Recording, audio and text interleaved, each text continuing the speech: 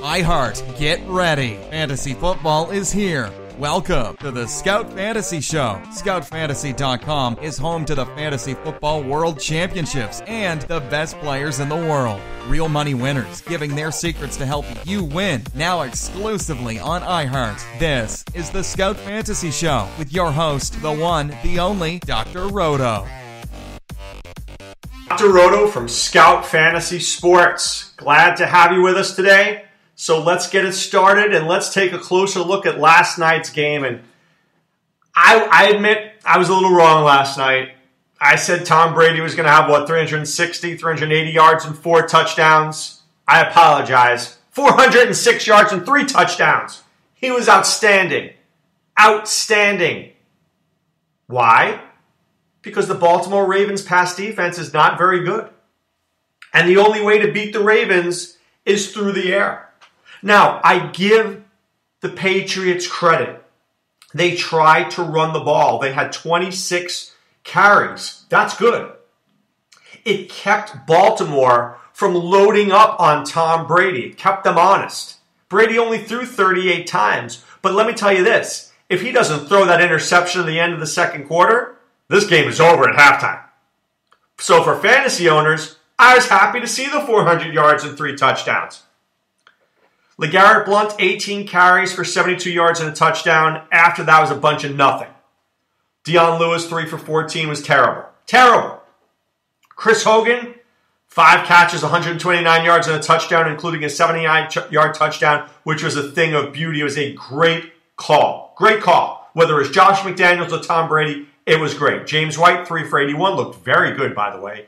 Julian Edelman, 7 for 73. Not a great night, but he had 15 targets. Marty B. Martellus Bennett, 4 for 70 and a touchdown. And Malcolm Mitchell, my guy, Malcolm Mitchell, 4 for 41 and a touchdown. You know how much I like Malcolm Mitchell. I think I'm the president of his fan club. I would have hoped he would have had a better night. He almost had a second touchdown. Brady threw to him. He got stopped on the 1-yard line. And that's how Blount actually went in for the score.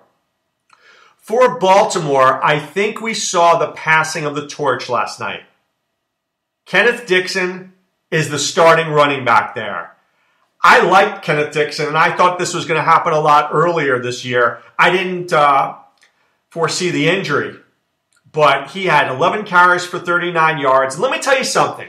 He had a couple of carries there that were pretty darn good that were called back because of penalties, because every time Kenneth Dixon has a good running play, they call it back from a penalty. Did you ever notice that? Every single time he has a good run, it's like, holding, number 63 offense. Like, come on. Come on. But he also had 8 catches for 42 yards and a touchdown. And to be honest with you, he had a couple of bad drops. He had 11 targets, by the way. He could have had 2 more catches. There were a couple of those that were right in his hands and he dropped. Big time.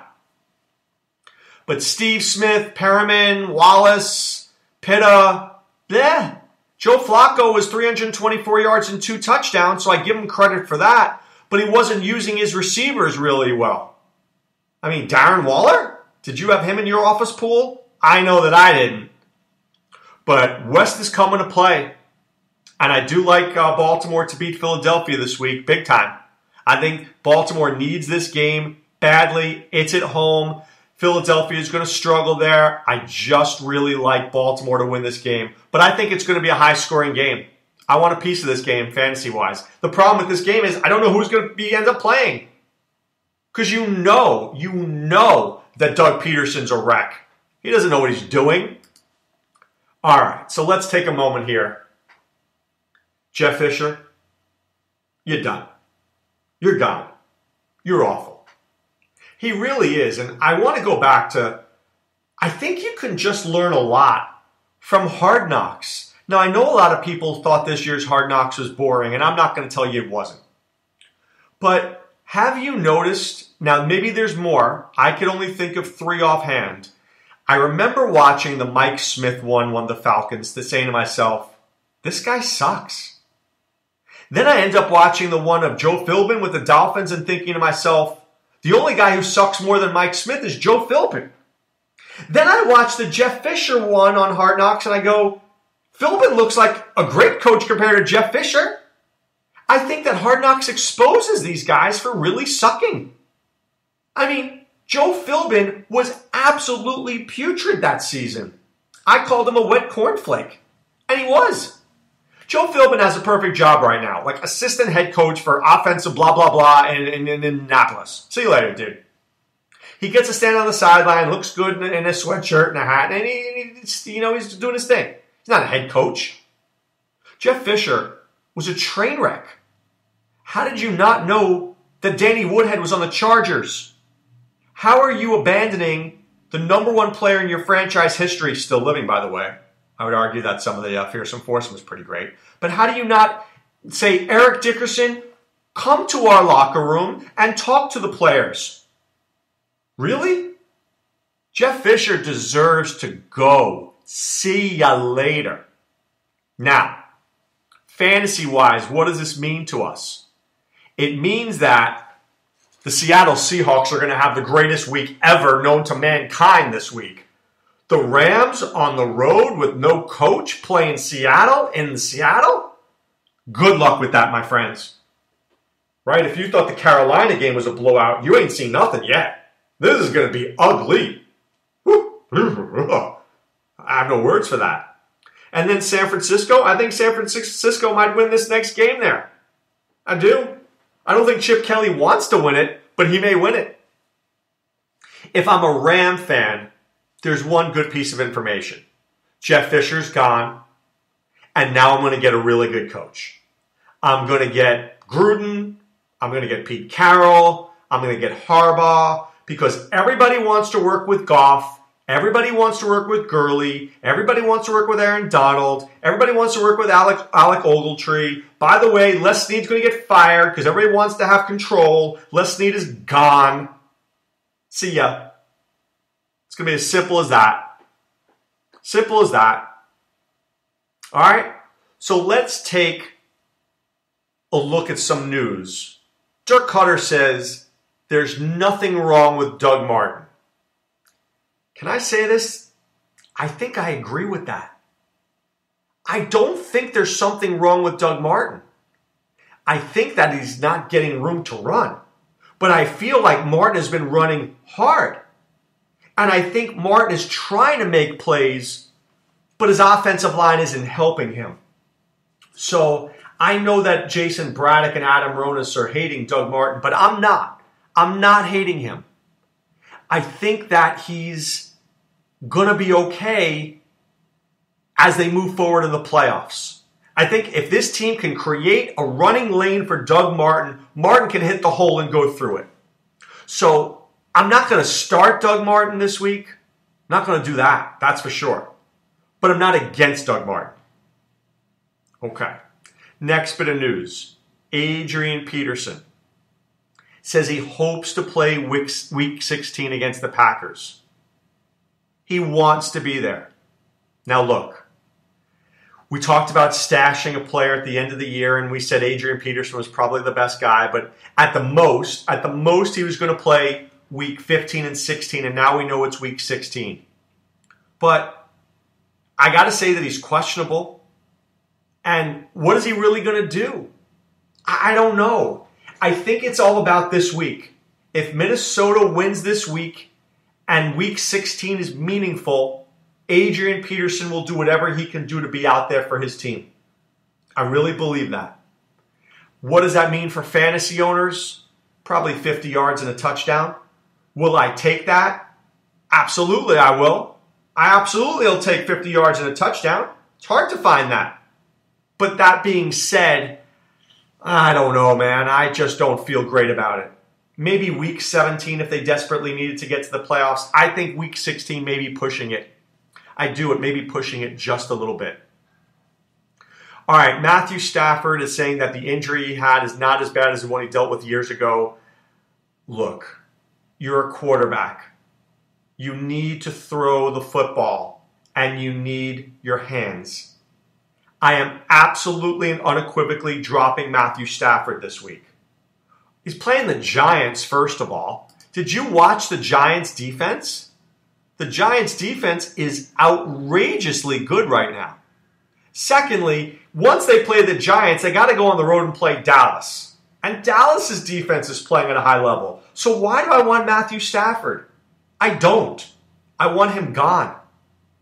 So I highly recommend to all of you out there who still have Matthew Stafford at this point to cut Matthew Stafford. I do. I'm cutting Matthew Stafford. It's an easy one.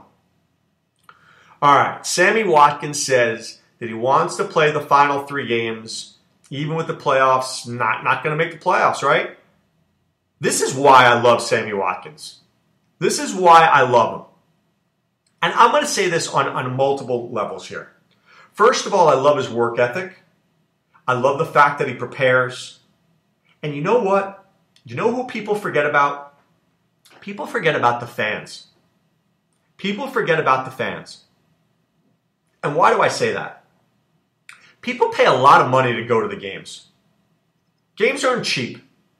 And you buy season tickets. And trust me, when you're sitting in Buffalo on those metal benches and your butt is frostbit,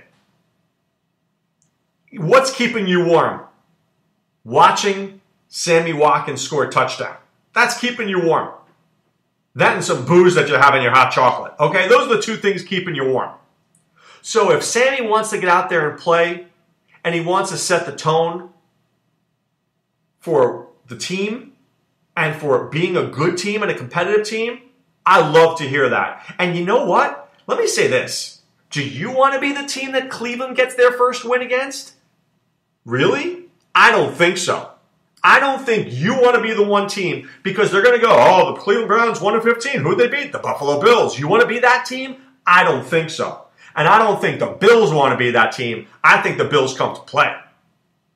You don't want to go down in history as the team that let up the 1 win to the worst team in football. Seriously. The worst team in football. All right, just a new piece of news here.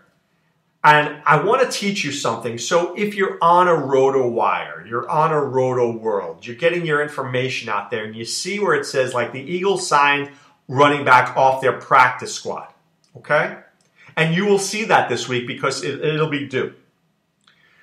It's because we know that Wendell Smallwood's on the injured reserve.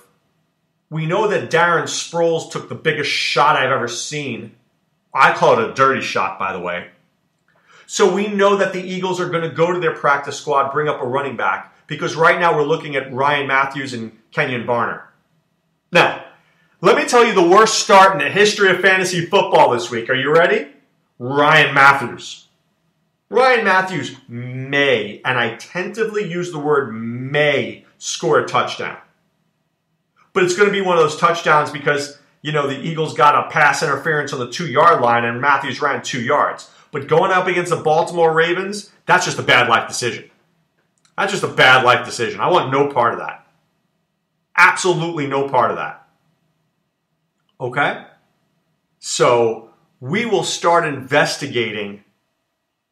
We will start investigating Week 15. So people are asking me, hey, who do you like for Week 15? What should I do? I'm not there yet. And I can say this to you because when I give you analysis, I want it to be dead on.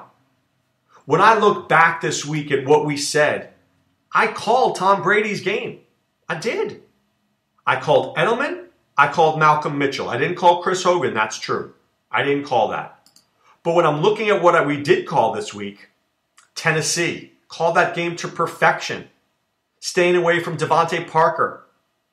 Playing Greg Olsen. Playing Jeremy Hill and Tyler Eifert. I mean, we were really, really dead on this week. And I bring this up because it's very, very important. Today's Tuesday. My brain is still back on what happened last week. I'm trying to figure out what that means. As this week evolves, I get up to speed. Probably somewhere on early Thursday, I'm locked into the Thursday night game. But this week is pretty easy. Start all your Seahawks. I don't need to be a rocket scientist to tell you Wilson, Baldwin, Graham, Rawls. Lock them in, lock and load, and nobody on the Rams. There you go. That one's done. Congratulations. I'm finished. But as for the Saturday and Sunday games, I'm not there yet. So when I give you advice, just know that when I'm finally telling you the guys I like, I'm locked in and I see it clearly. Right? The visionary needs time to get his visions. Doesn't always happen right away. Okay? It doesn't always happen right away. So I know that you want the answer on Tuesday, and I totally respect that. But just understand, the later in the week that we can go, the better off we are. You know, I have a friend of mine who's in a league, and she's in the week 15, she's in the semifinals or playoffs, and she wants to know who to pick up because it's waiver wires. I said, I don't know. Let's wait. I want to see how this week evolves. There's only 4 teams. Who's going to pick up players? If I lose the guy, I lose a guy. I'm okay with that. But I want to make sure we have the right guy in place. I want to do the due diligence, and I want you out there to do your due diligence. You've got 2 weeks. 2 weeks to get it done. You're in a local league, you better get it done this week because you got to make it to next week. And if you're in leagues like the main event and the online championship where we're playing for the next 2 weeks and you can't make moves, let's wait before we put our lineup in. Now, what I like to do is I always go on Tuesday. This is true. I always go on Tuesday and put my first lineup in. I always say that just to see how it looks. Do I need any players? What am I not liking? What doesn't feel right? What do I want to work on? Once I have that up, I can then examine it further. And that's what I hope that you guys will do. Take a look at your lineup, see what you like, see what you don't like. All right, I don't like this matchup. I'm worried about this one. Let me think about this one. Wait a second, that kicker, do I really like Ryan Suckup against the Chiefs on the road? I don't know. Let me write that down. Let me see. Let me do some research. That's why I always think waiver wire should be on Wednesday night. I don't know why Yahoo does it Wednesday morning at 3 a.m.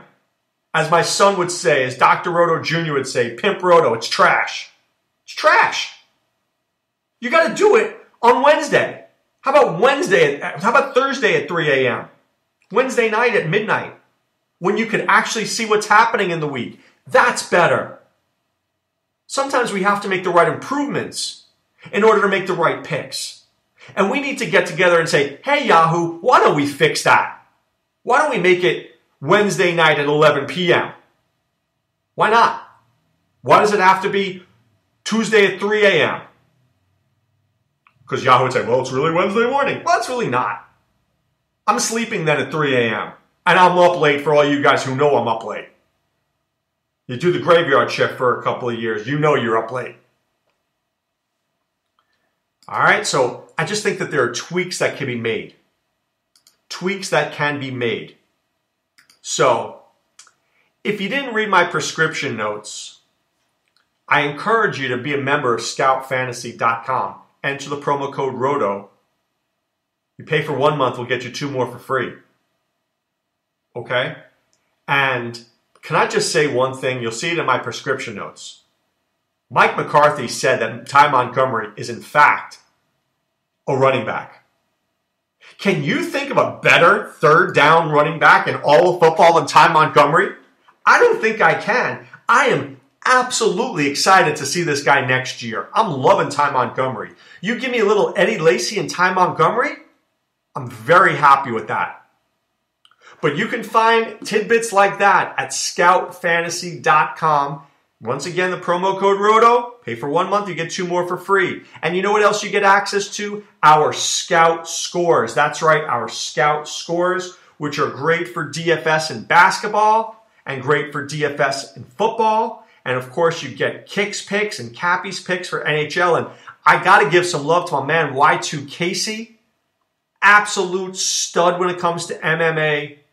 Really a superstar. So all our guys just doing a tremendous amount of work at Scout Fantasy. And I want to tell people something, and I don't think this is, and I may mention it on the radio as well, but, you know, I'm in a group chat with a bunch of guys, and they're all talking from the Scout Army, and they're talking about getting together for a baseball game somewhere in the Midwest, because a lot of them live in the Midwest.